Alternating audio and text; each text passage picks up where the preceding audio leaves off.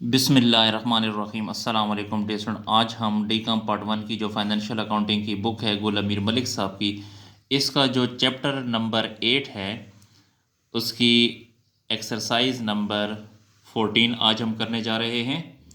Chapter number 8 है bank reconciliation statement का और एक्सरसाइज नंबर है 14। एक्सरसाइज नंबर 14 में कहता है on June 30 the cash book of M S Kabir and sons shot an overdraft. Overdraft कहते हैं अनफेवरेबल को। ओवरड्राफ्ट का मतलब होता है अनफेवरेबल।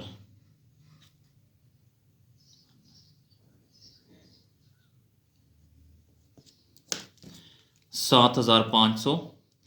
तो कैश बुक का जो बैलेंस है वो 7,500 है, लेकिन ओवरड्राफ्ट, तो कैश बुक का ओवरड्राफ्ट मीन अनफेवरेबल।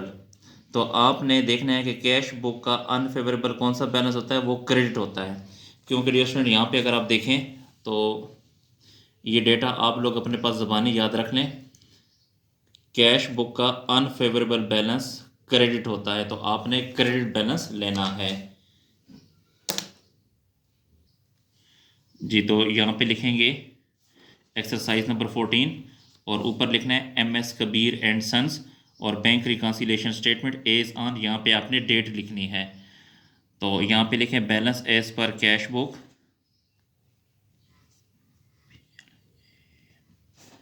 बैलेंस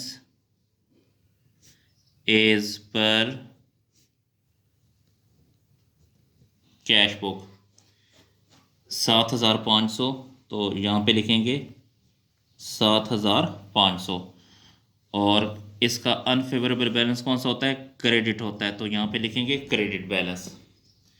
इसके अलावा यहाँ पे आपने लिखना है ऐड और यहाँ पे लिखेंगे लेस, एड और लेस। डियर स्टूडेंट यहाँ पे एज ऑन, यहाँ पे डेट जो क्वेश्चन में दी गई है वही डेट आप यहाँ पे खुद लिख लें। इसके अलावा यहाँ पर देखें पहले क्रेडिट लिखा हुआ है, तो आपने पहले यहाँ पे क्रेडिट लिख देना है और यहाँ पे डेबिट लिख देना है। क्रेडिट वाली ट्रांजैक्शन आपने इसमें लिखनी है और डेबिट वाली ट्रांजैक्शन आपने इसमें लिखनी है। तो क्वेश्चन की तरफ आते हैं दोबारा।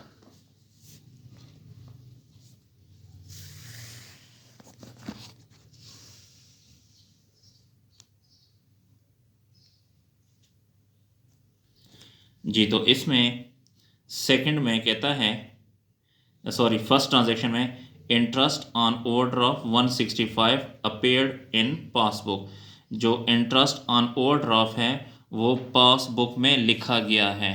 इंटरेस्ट ऑन ओवरड्राफ्ट जो है पासबुक में लिखा गया है। तो देखिए ये हमारे पास डेटा है, तो ये जो इंटरेस्ट है ये पासबुक में लिखा गया है। तो देखें ये पासबुक है, पासबुक में इंटरेस्ट लिखा गया है तो डेबिट हो गया है।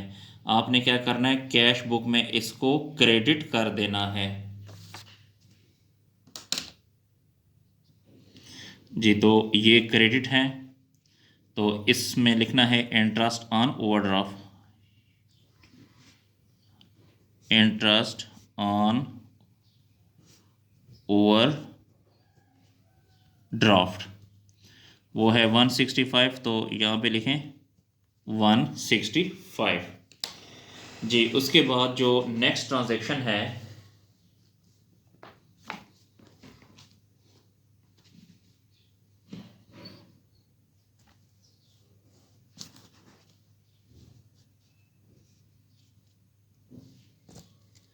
सेकंड वाली, सेकंड में कहता है dividend on net units collected by the bank. जो डिविडेंड है collected by the bank, dividend जो है बैंक ने कोलेक्ट कर लिया है। तो यहाँ देखें ये जो डेटा है डिविडेंड कोलेक्ट कर लिया है किसने, बैंक ने। तो बैंक ने क्या कर लिया है, क्रेडिट। जब बैंक ने क्रेडिट कर लिया यानी पासबुक में क्रेडिट हो गया है, तो आपने इसको कैश बुक में डेबिट कर देना है जी। तो ये डेबिट है, इसमें लिखना है डिविडेंड ऑन नेट यूनिट,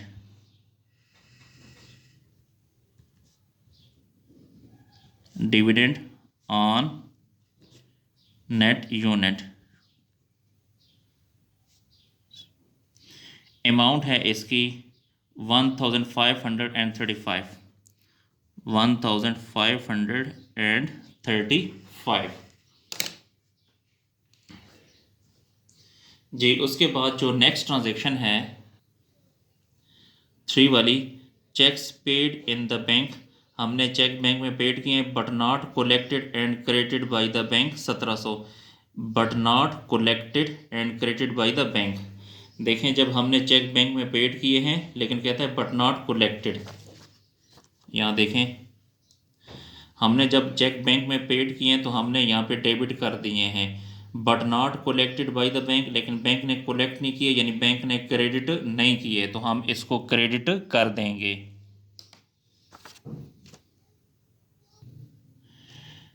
जी तो इसको हमने क्रेडिट करना है तो क्रेडिट यहाँ पे लिखा हुआ है, तो यहाँ पे लिखें interest on overdraft.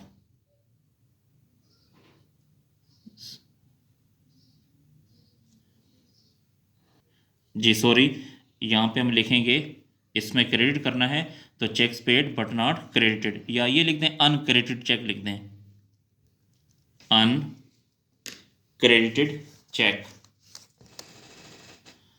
Uncredited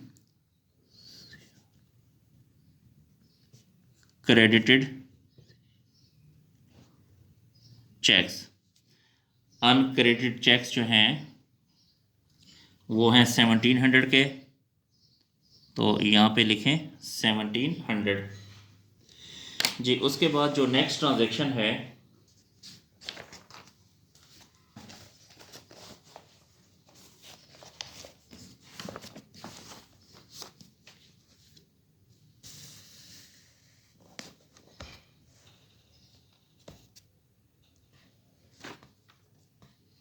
ji, next transaction में कहता है cheques issued but not presented 1300, हमने चेक इशू किए हैं लेकिन वो प्रेजेंट नहीं हुए, चेक हमने इशू किए हैं लेकिन वो प्रेजेंट नहीं हुए। तो देखें डियर स्टूडेंट, ये हमारे पास डेटा है, चेक हमने इशू किए हैं बट नॉट प्रेजेंटेड, हमने चेक जब इशू किए तो हमने कैश बुक में क्रेडिट कर दिए हैं, but not presented by the bank, लेकिन बैंक में प्रेजेंट में यानी बैंक ने डेबिट नहीं किए, तो हम इसको डेबिट कर देंगे। तो हमने इसको डेबिट करना है तो ये डेबिट लिखा हुआ है, यहाँ पे इस एंट्री को आपने लिखना है check issued but not presented, या लिखें अनप्रेजेंटेड चेक भी लिख सकते हैं, ये भी लिख सकते हैं कि cheque issued but not presented, या लिख दें unpresented cheques, unrepresented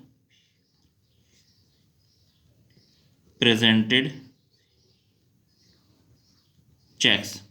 unrepresented cheques हैं 1300 के जी। इसके बाद जो लास्ट ट्रांजैक्शन है हमारी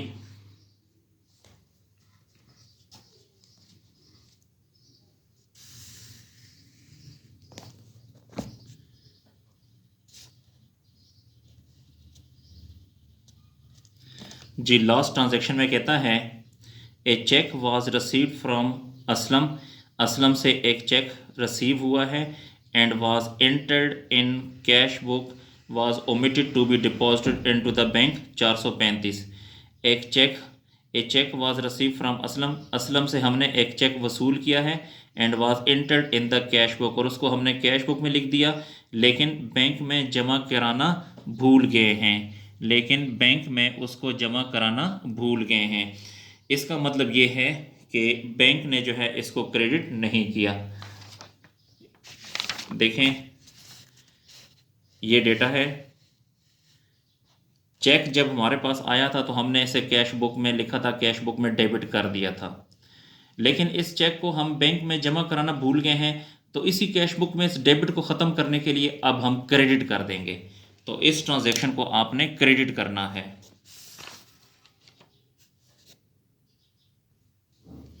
जी तो ये क्रेडिट है, तो लिखें omitted cheque to be banked, या सिर्फ ओमिटेड चेक लिख दें,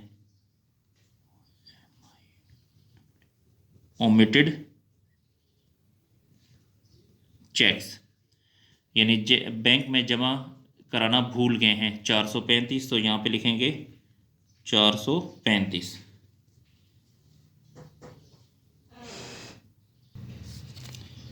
जी अब हम इसका टोटलिंग करते हैं।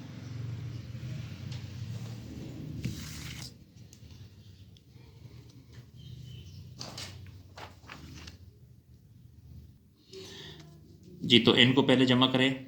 165 प्लस 1700 प्लस 435, इन तीनों को हमने जमा किया तो ये आ गया 2300।